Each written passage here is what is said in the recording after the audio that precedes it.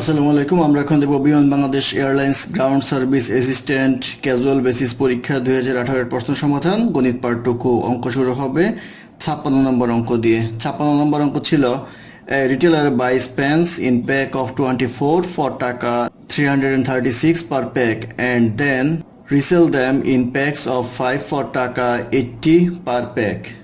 If the retailer sold all the pens it purchased and made a profit of টাকা 960, how many packs of pens did the retailer purchased?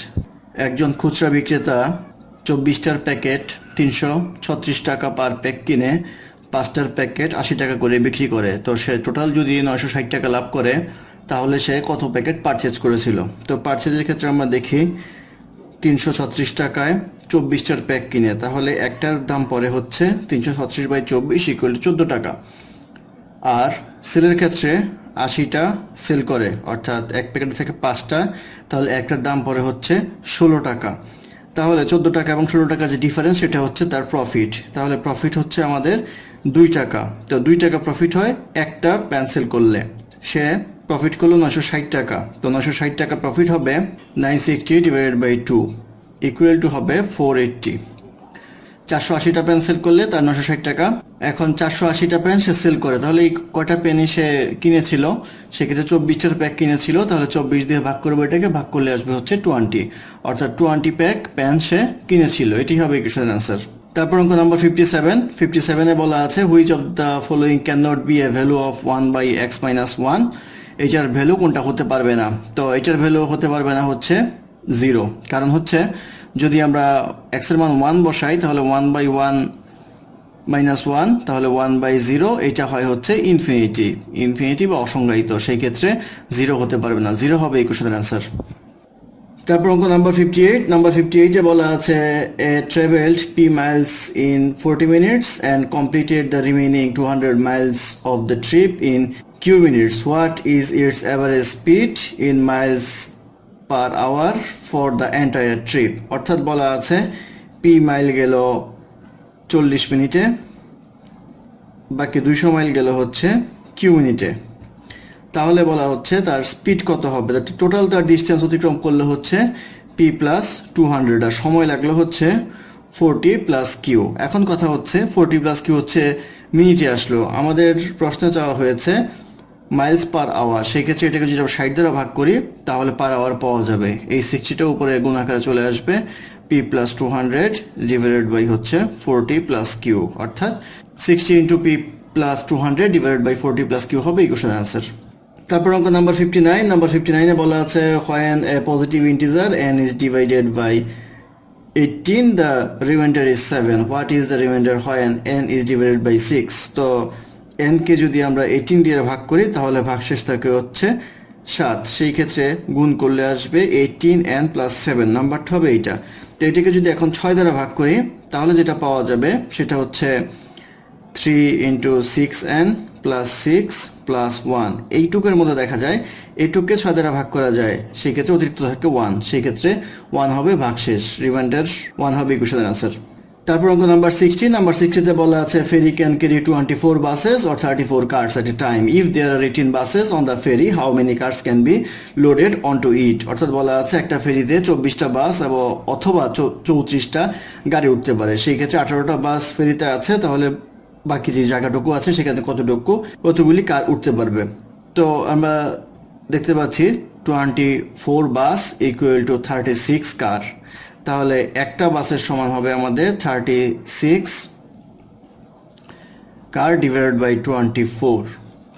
এখন আমাদের প্রশ্নে বলা আছে যে তার মধ্যে 18টা বাস উঠলো, তো ফেরির মধ্যে উঠতে পারে হচ্ছে টোটাল 24টা বাস, তাহলে খালি জায়গা আছে হচ্ছে 6টা বাস ওঠার মতো। তো 6টা বাস ওঠার মতো যে জায়গাটা থাকবে সেখানে কার দিতে হবে, সেই ক্ষেত্রে আমরা 6টা বাসের হিসাব করব। তাহলে 6b = 36c / 24 × 6 = আসবে 9 কার, অর্থাৎ 9টা গাড়ি আর বাকি উঠতে পারবে, অর্থাৎ 9 কার হবে ইকুয়েশনের অ্যান্সার। তারপর অঙ্ক নাম্বার 61 বলা আছে তো ইনকাম is টাকা 2000 more than that of Jamal.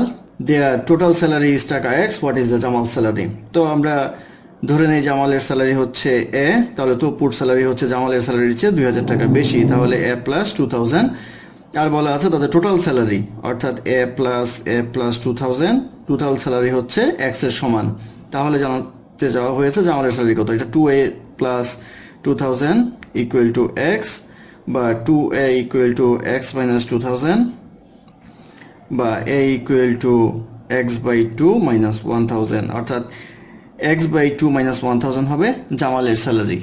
তাহলে এক্স বাই 2 মাইনাস 1000 হবে এই কোশ্চেনের আনসার।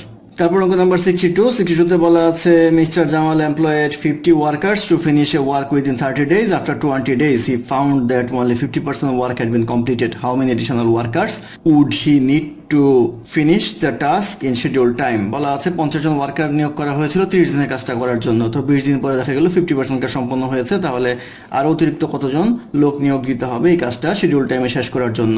তো এখানে যেটা দেখতে পাচ্ছি 20 দিনে কাজ শেষ হয়েছে অর্ধেক পরিমাণ, লোক লেগেছে 50 জন। এখন যদি একদিনে কাজ শেষ করতে হইতো অর্ধেক পরিমাণ, তাহলে লোক লাগতো হচ্ছে 50 ইন্টু 20। এখন রিমেইনিং সময় আছে, অর্থাৎ 20 দিন তো কাজ করলোই, বাকি সময় আছে হলো 10 দিন। তো 10 দিন যদি হয় কাজও থাকবে অর্ধেক, সেক্ষেত্রে 50 ইন্টু 20 বাই 10 ইকুয়াল টু আসবে হচ্ছে 100, অর্থাৎ 10 দিনে 100 জনকে কাজ করতে হবে। তো আগে তো 50 জন আছে কাজ করতেছিল, সেই ক্ষেত্রে 100 থেকে 50 বিয়োগ করলে আসবে হচ্ছে 50 জন, অর্থাৎ 50 জন হবে এই কোশ্চেনের আনসার।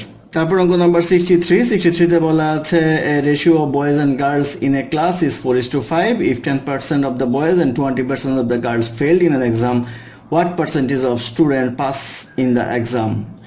ধরে নেই বয়েজ এবং গার্লসের রেশিও দেওয়া আছে, বয়েজ অ্যান্ড গার্লস, বয়েজ ধরে নেই হচ্ছে 4x পরিমাণ আছে, গার্লস আছে হচ্ছে 5x।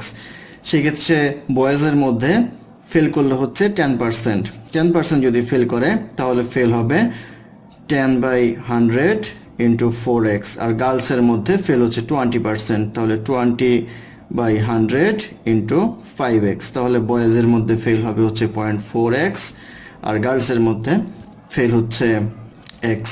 তাহলে টোটাল ফেল হচ্ছে 0.4x plus x equal to 1.4x।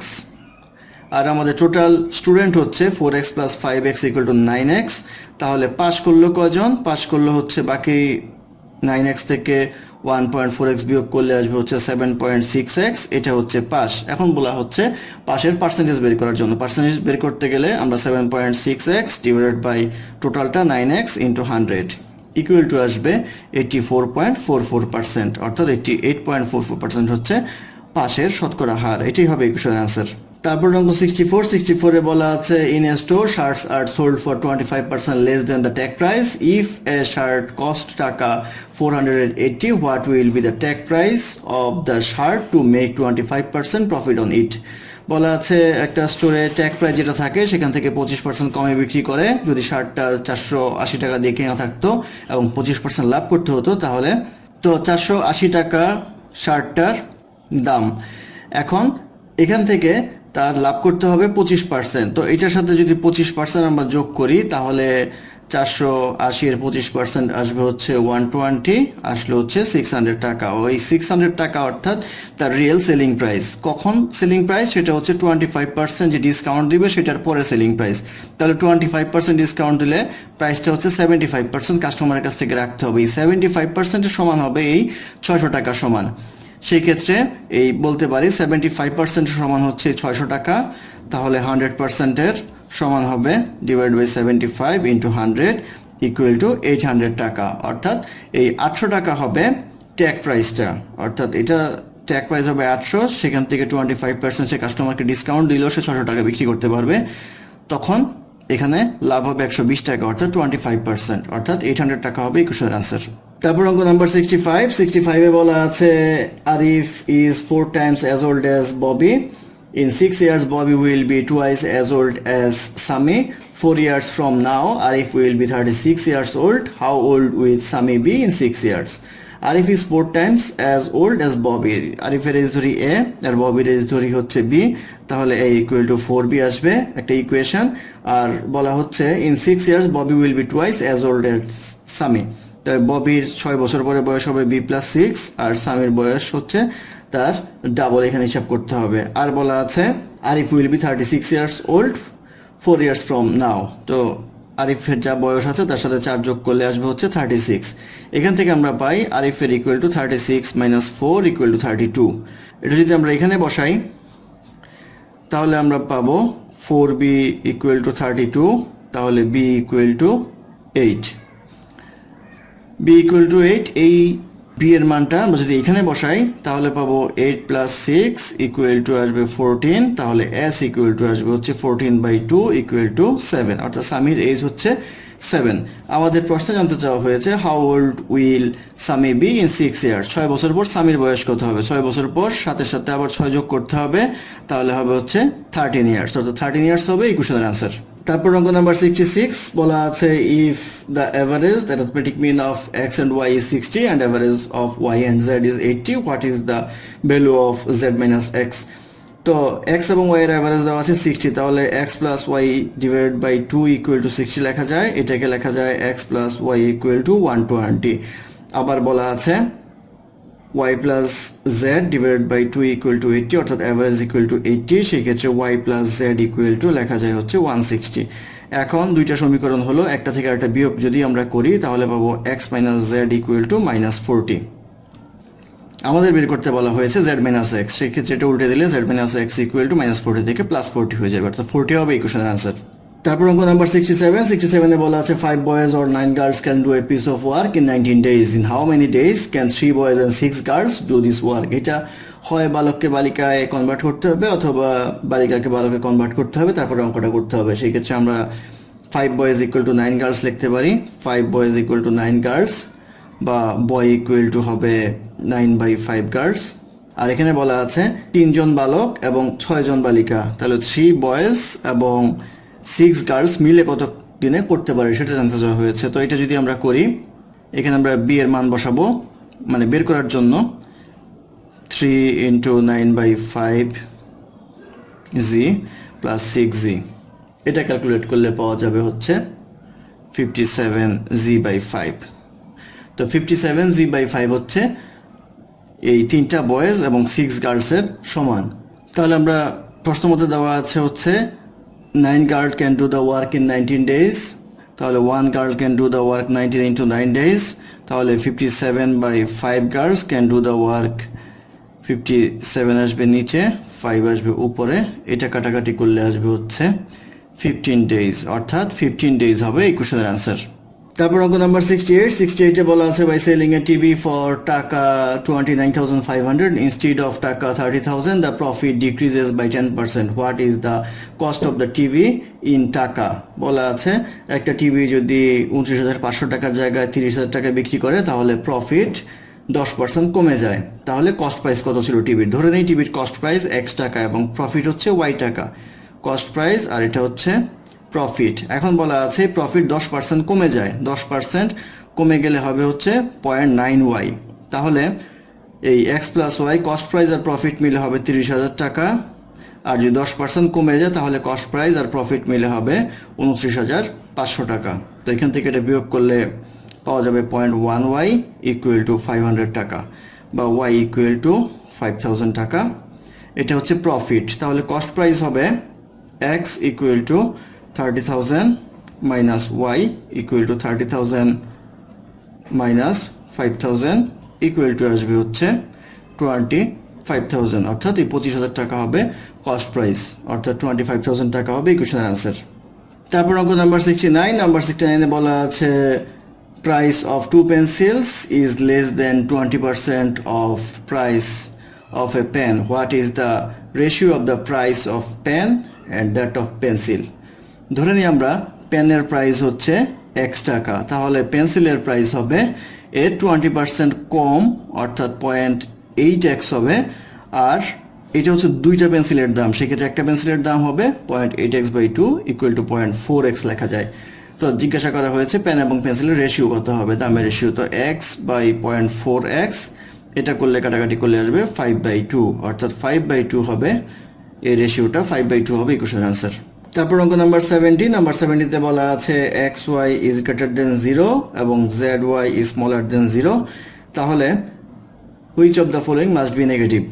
অর্থাৎ এখানে যদি আমরা দেখি তাহলে x y z, তো তো এক্স যদি পজিটিভ হয় ওয়াই অবশ্যই পজিটিভ হতে হবে, কারণ এটা জিরোর চেয়ে বড় হতে হবে, আবার এক্স নেগেটিভ হলে ওয়াই নেগেটিভ হতে হবে। আর এখানে দেখেন নেগেটিভ হইতে হবে ওয়াই এবং জেড গুণ করলে। তো এটা যদি পজিটিভ হয় এটা মাস্ট বি নেগেটিভ হইতে হবে, এটা মাস্ট বি পজিটিভ হইতে হবে। তো সেই ক্ষেত্রে এক্স ওয়াই স্কোয়ার জেড হবে আনসার।